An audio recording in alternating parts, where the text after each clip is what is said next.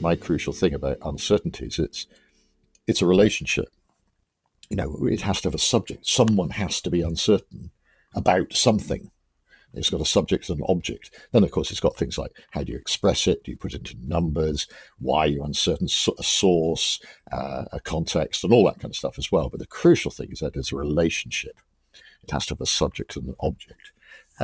So the uncertainties will vary according to who it is who's saying this uncertainty. So once you've got that understanding, I think it does change one's perspective, because it means that there's a huge responsibility on behalf of the person who is making the claims to acknowledge just how much them has gone into that. I was originally a classicist, and when I'm advising companies on how to conduct and analyse and present research findings, I routinely introduce them to the Socratic paradox. As I know you'll know, many times in Plato's dialogues, Socrates begins his search for the essential essence of truth or beauty or justice or courage with a line, "All that I know is that I know nothing." Do you think it's important that we embrace, as I might put it, our inner Socrates when it comes to what we do and what we don't know?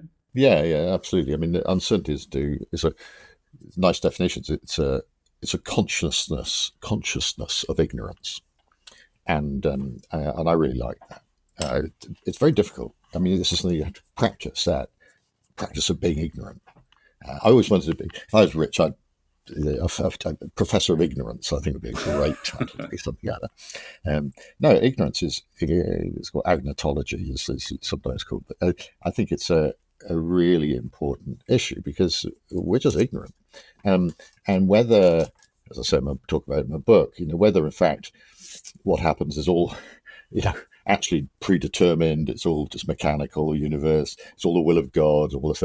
Poof, I don't care. I don't even bother to argue about these issues. Couldn't care less, because the crucial thing is our personal ignorance about what's going to happen or what's going on, and trying to resolve that. So it's all to do with our personal relationship with the outside world and each other, and trying to be honest and trustworthy about our assessment of what's going on. And that means, first of all, I use the word humility a lot in now what I'm writing, because it's that humility to admit you don't know. And yet, just because you don't know everything doesn't mean you don't know anything. You also have to have the confidence to say what you do know. So, there's this nice sort of slightly paradoxical phrases we use. You've got to be confidently uncertain.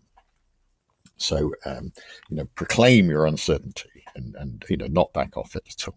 And not bring those biases and assumptions and prior knowledge and prejudices to the line of inquiry. Well, you always bring prior knowledge, that's true, but one can, and absolutely right. And you can never be objective at all. No, we all bring our own feelings to whatever we do. It's reflexivity is the thing. We should try at least to be aware of what we're bringing in and acknowledge that this is. Our judgments, there's judgment involved, and try to ensure that those judgments are shared by many people. In other words, it's not just you going out on a limb and I think this way. Point is, you can still say that. It's absolutely fine. Why anyone should take any notice of you? Who knows?